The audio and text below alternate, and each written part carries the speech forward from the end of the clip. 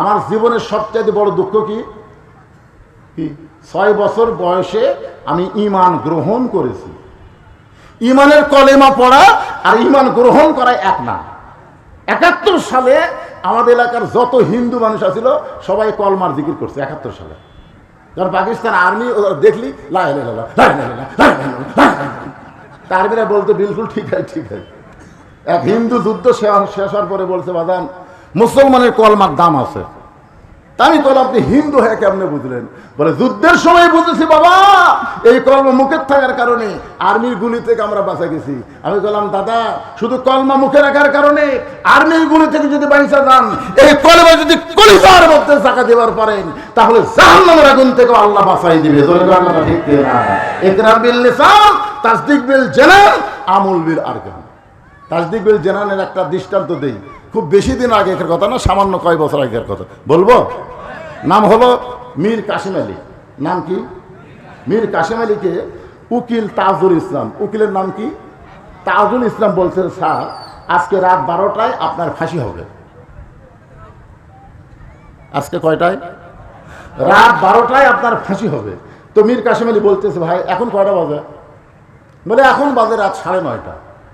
তখন বলতেছে, আলহামদুলিল্লাহ এখনো 2.5 ঘন্টা। উকিল চুন করছে, কে দি 2.5 ঘন্টা পর ফাঁসি হবি আর এই আলহামদুলিল্লাহ বলতেছে। উকিল ভাই একটা কাম করেন তো, এই 2.5 ঘন্টা খামাখা বসে থাকা লাভ কি? আমি 2 ঘন্টা ঘুম পারি, যদি ঘুমোর থেকে এত না পাই তাহলে আপনি আমাকে ডাক দেবেন। উকিল কয়, রাত 12টায় ফাঁসি হবি, এখন 9:30টার সময় বলতেছে 2 ঘন্টা ঘুম পারি, যদি সে এত না পায় তাহলে আমাকে ডাক দেবেন। আপনার বলেন তো, যার ফাঁসি হবে তার ঘুম ধরবে? আবার বলতেছে যদি সে এত না পায়। উকিল মনে মনে চিন্তা করে, ফাঁসির কথা মনে হয়ে লোকটা পাগল হয়ে গেছে।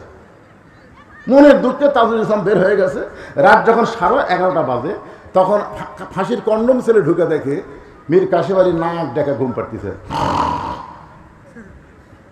তাজুল ইসলাম কয়, হায় হায় রে, আর 8 ঘন্টা পরে যে লোকটার ফাঁসি হবি আর এই লোকটা নাক ডেকে ঘুম পাড়ে, এই মানুষ কেড়ে? পায়ের বুড়া আঙ্গুল লড়াইছে, লাভ দিতে বলতে, কে ভাই ফাঁসির সময় কি হচ্ছে? না স্যার এখন 8 ঘন্টা আছে। আলহামদুলিল্লাহ এখন 8 ঘন্টা আছে, তাহলে খামাখা বসে থেকে কি করি? ওযু করে 2 রাকাত নামাজ পড়লেন। 2 রাকাত নামাজ পড়ার পরে কোরআন থেকে সূরা মুলক, সূরা মুজাম্মিল তেলাওয়াত করলেন। করার পরে ফাঁসির কন্ডম ছেলে যেই পাঞ্জাবিটা সবচাইতে ভালো, ওইটা পরার পরে চিরুনি দিয়ে মাথা হাসড়ায় বলতে, উকিল দেখো তো আমাকে কেমন লাগতেছে, দেখো তো আমারে কেমন লাগতেছে। উকিল কান্দে, বলে, স্যার আপনি কি শ্বশুর বাড়ি যাবেন আর সামান্য সময় পর আপনার ফাঁসি হবে, আর আপনি পাগলের মতন কেন বলতেছেন আমারে কেমন লাগতেছে? মীর কাসিম আলী মুস্কি মুস্কি হাসের বলে, উকিল ফাঁসি হবে আমার, আর তুমি কেন কাঁদতেছ?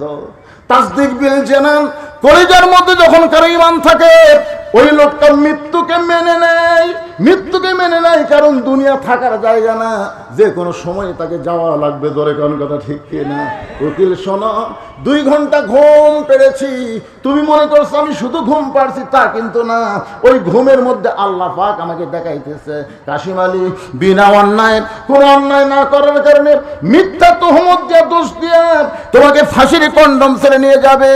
আমি আল্লাহর পক্ষ থেকে জানানো হলো, তোমার ফাঁসি কার্যকর হওয়ার সঙ্গে সঙ্গে তোমার দেহ কবরে যাওয়ার আগে তোমার রূহটা 8টা জান্নাত বরণ করে নিবে।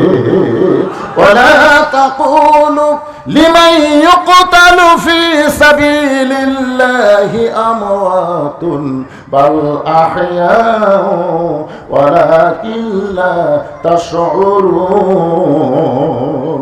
মেয়েটা বলতেছে 6 বছর বয়সে আমি ঈমান গ্রহণ করছি। কি করছি? সবাই খেয়াল করবেন, ঈমান গ্রহণ করার অপরাধে 12 বছর আমাকে জেলখানায় বন্দি জীবন কাটাতে হয়েছে। কয় বছর? 12 বছরের মধ্যে সকালে আমাকে 3টা করে চাবুক মারছে, বিকেল আমাকে 3টা করে চাবুক মারছে। আমার দেহের এমন কোনো জায়গা নাই যে জায়গায় চাবুকের আঘাত লাগে নাই। কিন্তু আমি যেই দেশের জেলখানায় বন্দি ছিলাম ওই দেশের নাম হলো রোম দেশ। আপনি কিছুদিন আগে রোম পারস্য দখল করে ঘোষণা করেছেন মুসলমান কোন রাষ্ট্র যখন দখল করবে, ওই রাষ্ট্র তখন আল্লাহর কোরআন দিয়ে চলবে। আর আল্লাহর কোরআন দিয়ে যখন কোনো রাষ্ট্র চলবে, ওই রাষ্ট্রে আর জেলখানার কোনো দরকার হবে না। আপনি আল্লাহর কোরআনের আইন চালু করার সঙ্গে সঙ্গে প্রত্যেকটা জেলখানার দরজা মুক্ত করে দিয়েছেন। আমি এখন জেলখানা থেকে বের হয়ে এই 18 বছর বয়সে আমি কোথায় যাব? কারণ আমার দাদা খ্রিস্টান, আমার বাপ খ্রিস্টান, আমার দেশের সবাই খ্রিস্টান, কিন্তু আমি একজন মুমিনা নারী হয়ে কোথায় যাব? এগুলো 6 দিন হলো তুই পাহাড়ের মাঝখানে খুঁজতেছি। যদি আপনার দেখা পায়, আপনার কাছে আমি দুঃখিনী মেয়ে একটু আশ্রয় চাই। ওমর ফারুক মুস্কি মুস্কি হাসতেছে। মেয়েটা বলে, হাসি কেন? বলে, তুমি তো আমার কাছে আশ্রয় চাইছো, আমি তোমাকে আশ্রয় দিবার পারবো না, তবে আল্লাহ তোমাকে অধিকার দিয়েছে। সুবহানাল্লাহ। আপনারা বলেন তো, কোনো মানুষের কাছে আশ্রয় পাওয়ার চাইতে আল্লাহর অধিকার পাওয়ার গুরুত্ব কম না বেশি? মেয়েটা বলতেছে, আমিরুল মুমিনিন, আল্লাহ আমাকে কি অধিকার দিল? ওমর ফারুক বললেন, তোমার বয়স কত? তো বলতেছে, আমার বয়স হলো 6 বছর বয়সে ঈমান গ্রহণ করছি, আর 12 বছর জেলখানায় কাটাইছি, এই দুইটা যোগ করলে 18 বছর হয়। ওমর ফারুক বললেন, শোনো মা, 18 বছরের একজন যৌবনা নারীর জন্য ইসলাম বহু অধিকার দিয়েছে। তার মধ্যে 1 নম্বর অধিকার হলো ভালো একটা ছেলের সঙ্গে তোমার বিবাহ বসা। জোরে কোন সুবহানাল্লাহ। কি ছেলে? সুন্দর ছেলে না, কিন্তু ভালো ছেলে। আপনারা বলবেন যে সুন্দর, সুন্দর না, এখানে ভালো ছেলে। ভালো একটা ছেলের সঙ্গে তোমার বিবাহ বসার অধিকার। আমার মায়েরা যারা পর্দার অন্তর আছেন, একটু মনোযোগ দিয়ে শুনবেন। ভালো ছেলে বলতে আপনারা কি বুঝতেছেন? আমাদের বগুড়াতে ভালো ছেলে হলো মহারণা নগদ দেয়, 1 টাকাও ডিমান্ড নেয় না। 1 টাকাও কি নেয় না? ডিমান্ড। আপনাকে এলাকার ডিমান্ড করে না, কি কয়?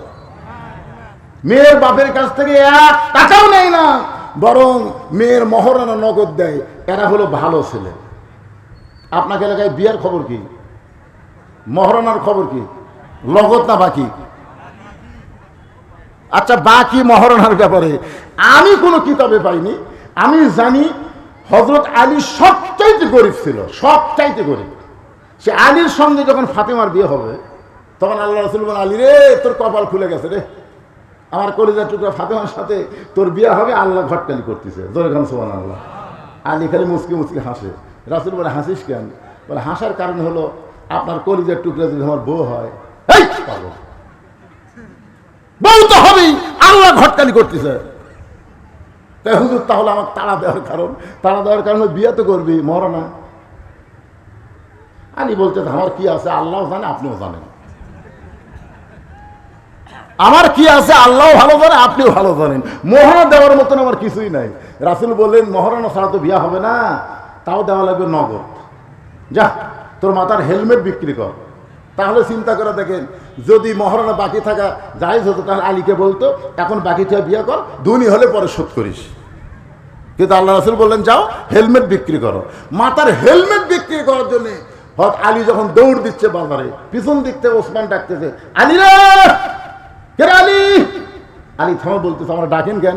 আমি তাড়াতাড়ি বাজারে যাবো, হেলমেট বিক্রি করব। কেন করবা?